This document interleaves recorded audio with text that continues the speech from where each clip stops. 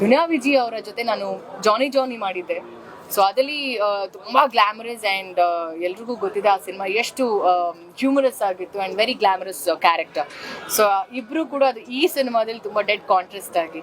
So ನನ್ನ ವಿಜಯ್ ಅವರ combination ಈ ಸಿನಿಮಾದಲ್ಲಿ ಇನ್ನೂ ತುಂಬ ಚೆನ್ನಾಗಿ ಬರುತ್ತೆ. ಆ್ಯಂಡ್ ಅವರ ಮಗಳ ಡೆಬ್ಯೂ ಇದು. ಅವರ ಮಗಳಿಗೆ ನಾನು ತಾಯಿ ಈ ಸಿನಿಮಾದಲ್ಲಿ. I am very happy.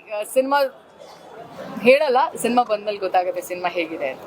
Ma'am ಮೂಗ್ ಕೊಟ್ಟು ಹಾಕೊಂಡು ಈ ಸತಿ ನಮಗೆ ಒಂಥರ ಖುಷಿ ಕೊಟ್ಟು ಇದರ ವಿಷಯ ಈ ಒಂದು ಬರ್ತ್ಡೇ ಇಷ್ಟು ಚೆನ್ನಾಗಿ ಆಚರಣೆ ಆಗ್ತಿರೋದು ಆಲ್ ಥ್ಯಾಂಕ್ಸ್ ಟು ನನ್ನ ಟೀಮ್ಗೆ.